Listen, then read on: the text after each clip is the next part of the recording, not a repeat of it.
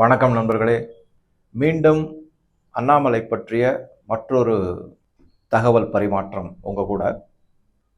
அடிக்கடி மற்ற கட்சிகள், டிஎம்கே போன்ற மற்ற கட்சிகள் வைக்கக்கூடிய ஒரு கடுமையான விமர்சனம் என்னன்னா, பாஜக கிட்ட பிஎல்ஏஸ் என்று சொல்லக்கூடிய பூத் லெவல் ஏஜென்ட்டே கிடையாது.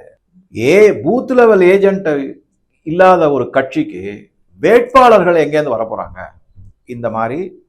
இரண்டாவது, அந்த பூத் லெவல் ஏஜென்ட்டுக்கு அவங்க வேலை என்னன்னு கூட தெரியாது. அவங்களுக்கு கட்சினா என்னன்னு தெரியாது, அரசியல்னா என்னன்னு தெரியாது, பூத் லெவல் பிஎல்ஏனுடைய கடமைகள் என்னன்னு தெரியாது, அவங்க வேலை என்னன்னு தெரியாது.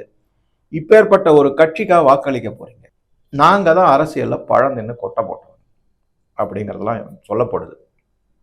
இதுக்கு சில தரவுகளை எடுத்து வச்சிருக்கேன். எங்கேருந்து எடுத்தேன் அப்படின்னா, இந்த ஆதாரங்கள் எல்லாமே election commission of India, ECI, அதனுடைய வெப்சைட்ல இருக்கு. நம்ம என்ன பண்றோம்னா, பல பேருக்கு நேரமின்மை காலமா இருக்கலாம், வேற ஏதாவது காரணங்கள் பலதும் இருக்கலாம். அதனால அந்த மாதிரி இதெல்லாம் பார்க்கறதுக்கு உங்களுக்கு சௌகரியப்பட மாட்டேங்குது. அதனால அந்த தரவுகளை எடுத்து இந்த வீடியோவில் ஷேர் பண்ணுறேன். என்ன அப்படின்னு பார்த்தீங்கன்னா, கிராஃபிக்கல் ரெப்ரசன்டேஷன். அந்த கிராஃப் உங்களுக்கு காமிக்கிறேன், நீங்களே பார்க்கலாம் அதை.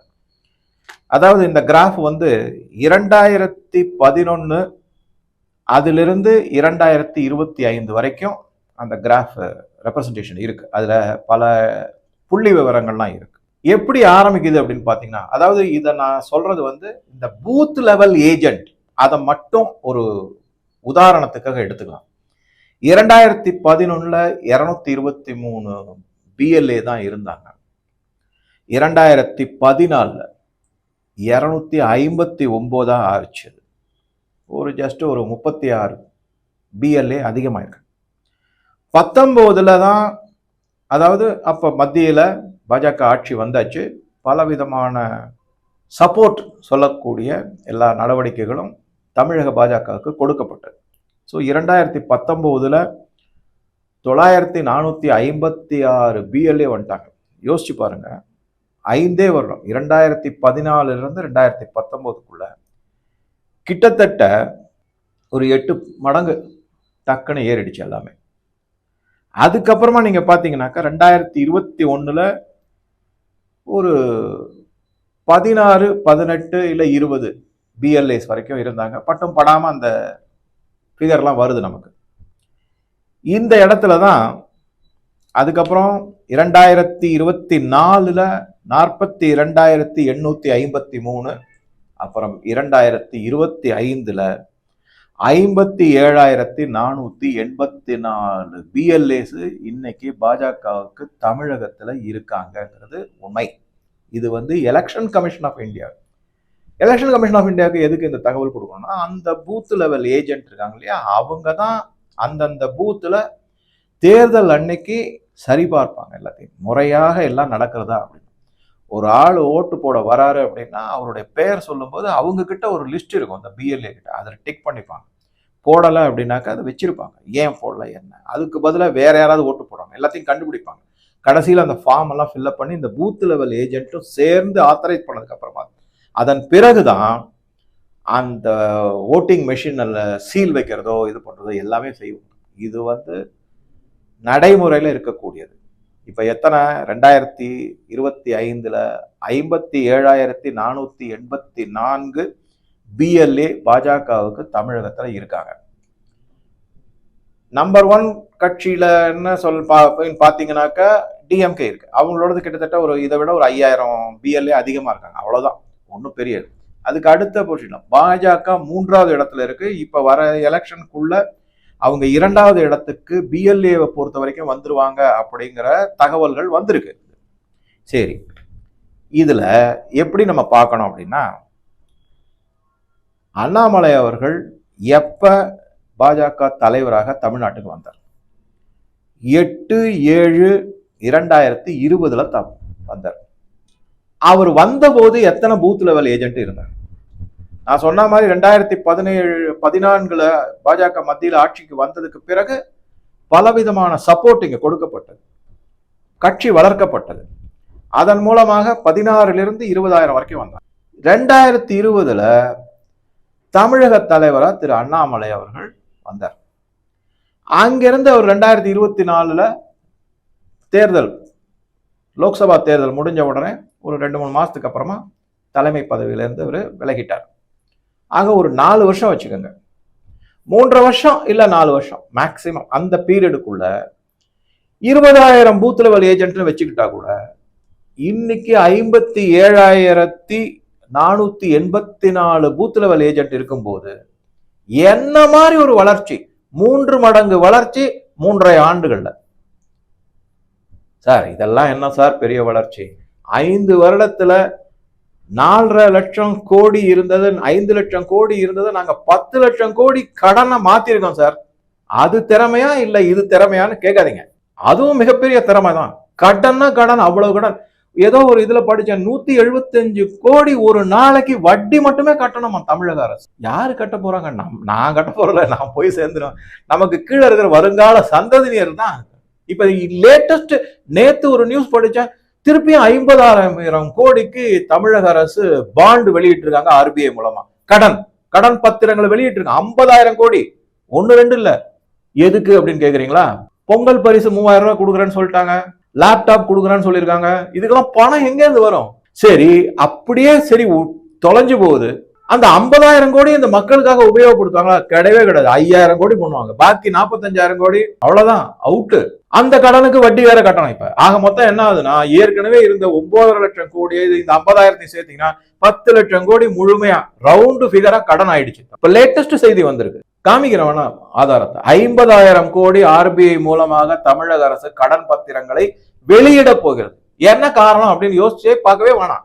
தெள்ள தெளிவு 3,000 பொங்கல் பரிசு, லேப்டாப் கொடுக்குறேன், அத்தை கொடுக்குறேன், இத்த கொடுக்குறேன், ஒன்னும் கொடுக்க போறது கிடையாது. எல்லாம் பணத்தை சுருட்டி சாப்பிட வேண்டியதான் அந்த மாதிரி. சரி, இப்ப இந்த விஷயத்துக்கு வந்து ஆக மொத்தம் 3.5 ஆண்டுகள்ல அண்ணாமலை என்ன செஞ்சிருக்காரு பாருங்களேன்.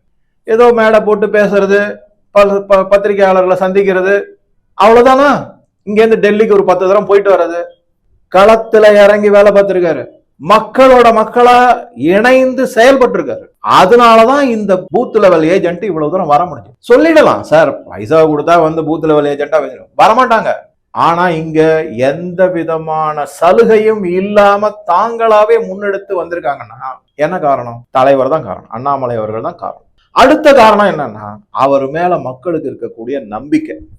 ஏளனம் செய்யப்பட்டு கேவலமாக பேசப்பட்ட ஒரு கட்சி இந்த அளவுக்கு 3வது இடத்துல பூத் லெவல் ஏஜென்ட் தமிழ்நாட்டுல அமைச்சு வச்சிருக்காங்கன்னா இதனுடைய முழு கிரெடிட் அவருக்கு தான் போகும். என்னை பொறுத்தவரை நான் படிச்சுக்கிட்டே வரேன், இதெல்லாம் நிறைய படிக்கிறாங்க.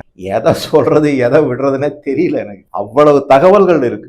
அதை சும்மா கூட படிக்கிறது கிடையாது. அதை படிச்சுட்டேன்னு வச்சுங்களேன், ஒரு தடவை படிப்பேன், 2 தடவை, அதுக்கப்புறம் அதை வந்து கனெக்ட் பண்ணி பார்ப்பேன், கனெக்ட் த டாட்ஸ். அது ஏதாவது செஞ்சு பார்ப்பேன். நான் எவ்வளவு சொல்ல முடியும், சிலதை உங்க கூட ஷேர் பண்றாங்க, நிறைய தகவல்கள் இருக்கு. ஸோ இந்த முக்கியமான தகவல் எனக்கு ரொம்ப பட்டது உங்க கூட சொல்லணும் அப்படின்னு சொல்லி. அந்த மாதிரி ஃபெய்த்து தான் முக்கியம் இந்த இடத்துல. அந்த மாதிரி கொண்டு வந்து பாஜகவை வந்து ஒரு ஏளனம் செய்யக்கூடிய இடத்துல இருந்து நிலை நிறுத்திருக்காரு. அப்போ உடனே சொல்லலாம், சார் அவரை தான் தலைவர் பதவியில தூக்கிட்டாங்களே. நான் திருப்பி சொல்றேன், அதை வச்சுடுங்க ஒரு ஓரமா. ஒரு தலைவரை தேர்ந்தெடுத்து அனுப்பியிருக்காங்க மத்தியில இருக்கக்கூடிய தலைவர்கள் அப்படின்னா, அண்ணாமலையை அனுப்பியிருக்காங்கன்னா அவங்களுக்கு தெரியும் அதை என்ன பண்ணணும். நான் முன்னாடி சொன்னேன் இல்லைங்களா, அவர் படிச்சதுல இருந்து இருக்கக்கூடியது அவருக்கு ஒரு நாலேஜ், அதுக்கப்புறம் அனுபவ ரீதியாக கிடைக்கப்பட்ட சில அனுபவங்கள் எல்லாத்தையும் கம்பைன் பண்ணி அவர்கிட்ட ஒரு தனிப்பட்ட விஸ்டம்னு சொல்லக்கூடியது ஒண்ணு இருக்கு. அதன் மூலமாக அவருக்கு எப்ப பேசணும், என்ன பேசணும், எதுக்கு பேசணும் அப்படிங்கிறது எல்லாமே அவருக்கு தெரியும். அந்த மாதிரி யாரு பேசுறாங்களோ அவங்கதான் அறிவார். கண்ட நேரத்துல கண்டதையும் பேசிக்கிட்டு இருக்கிறதுலாம். இப்ப வெனிசுவேலால எவ்வளவோ விஷயங்கள் நடந்துகிட்டு, பாரத பிரதமர் என்ன பண்ணார், இந்திய அரசு என்ன பண்ணார், ஜெய்சங்கர் என்ன பண்றார், நடுநிலைமையான ஒரு ஸ்டேட்மெண்ட்டை கொடுத்துட்டு வெயிட் பண்ணிட்டு இருக்காங்க. எதுக்காக? எக்கு தப்பா ஏதாவது பேசுனீங்கன்னா அனாவசியமான தொந்தரவுகளை அமெரிக்கா கையில் எடுக்கும். அதுக்கு பதிலா அவங்கள திறமையா எப்படி சமாளிச்சு இந்தியாவுக்கு எந்த ஆபத்தும் வராம எந்த சங்கடமும் வராம பாதுகாப்பு, அதைத்தான் அண்ணாமலை பண்றாரு. அவர் எப்ப எதை பேசணுமோ அதை பேசிக்கிட்டு தான் இருக்காரு. நடுவில் ஒரு 2-3 மாசம் பேசாம இருந்தாருங்களே, உங்க எல்லாருக்குமே தெரியும். யாராவது ஏதாவது கேட்டீங்கன்னா, அண்ணா அது இப்ப நான் சொல்ல விரும்பலைங்கன்னா, என் மனசாட்சிக்கு விரோதமா எதையுமே நான் பேச செய்யலைங்க, இஷ்டம் இல்லைங்கன்னா நான் அப்புறமா எல்லாம் பேசுறேங்கன்னா, சமயம் வரும்போது நான் சொல்றேங்கண்ணா அப்படின்னு சொல்றாருல. இப்ப சமயம் வரும்போது அடிச்சு ஆடுற திருப்புறம் கொண்ட முருகன் மாநாட்டுல இருந்து நான் சொல்லிட்டு இருக்கேன்ல. இப்ப பாருங்க வெளுத்து கட்டுறாரு. ஸ்டாட்டிஸ்டிக்ஸை பத்தி நான் சொன்னேன்ல, லேட்டஸ்டா ஒண்ணு பார்த்தேன். முதலமைச்சர் ஸ்டாலின் அவர்கள் பொய்யா அழுத்து விடுறாரு ஏதோ ஒரு இதுல. மாநிலத்துக்கான எவ்வளவு திட்டங்களை அவங்க அறிவிச்சாங்க, வாக்குறுதிகள் கொடுத்தாங்க, மாவட்ட ரீதியில எவ்வளவு வாக்குறுதிகள் கொடுத்தாங்க, எல்லாத்தையும் சேர்த்து இது ஒரு 550, அது ஒரு சொச்சம், எல்லாத்தையும் போட்டு 2500 வாக்குறுதிகள் மொத்தமா இருக்கு. இவரு ஒரு திருமண விழால வந்து நான் 95% எல்லாத்தையும் நிறைவேற்றிட்டேங்கிறாரு. இன்னொரு இடத்துல போய் சொல்றாரு நாங்க 75% இத்தனை நம்பர்ல சொல்றாரு. அந்த நம்பரை சதவீதமா மாத்தினா 50% கூட வரல. ஆனா உண்மையை போய் பாத்தீங்கன்னாக்கா 5%. இந்த மாதிரி புள்ளி விவரம் எல்லாரும் சைலண்டா கேட்டுக்கிட்டு இருக்காங்க, நல்லா கவனிப்பா உன்னிப்பா கேட்டுட்டு இருக்காங்க. அதைத்தான் நான் சொல்றது, மாற்றம் கொண்டு வருகிறார் அவர், மக்கள் நம்புறாங்க அவர். இதுதான் மிக முக்கியமானது. இவர் என்ன பண்ணாரு, சத்தம் போடாம இந்த பூத் லெவல் ஏஜென்ட்டை வலுப்படுத்திட்டார்.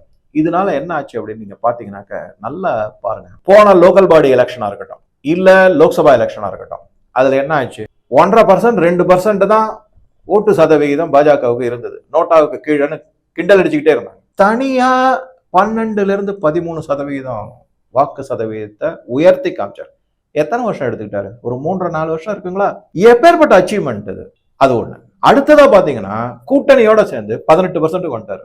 தமிழகத்துல பொறுத்த வரைக்கும் நான் பல தரவுகளை படிச்சேன், கிட்டத்தட்ட ஒரு 28-30% வாக்கு நீங்க கொண்டு வந்தீங்கன்னா கண்டிப்பா ஆட்சியை பிடிச்சிடலாம், ஒன்றும் பிரச்சனையே கிடையாது. அதுக்கு கூட்டணியும் அவசியம், நான் இல்லைன்னு சொல்ல முடியாது. சரி, இந்த மாதிரி கிராஸ் ரூட் அப்படின்னு சொல்லக்கூடியதுல பாஜக வளர்த்துருக்க. அதனாலதான் நான் சில பேரோட பேசும்போது இந்த பாஜக தலைவர்கள்லாம் அந்த கமலாலயம் சென்னையில இருக்கிற ஆபீஸ்ல வந்து உட்காந்துக்கிட்டு அரட்டை அடிச்சு திட்டுவார். அவங்களெல்லாம் களத்துக்கு போங்க, வேலை செய்யுங்க, மக்களோட இது ஏதாவது பாருங்க, செய்யுங்க அப்படின்னு.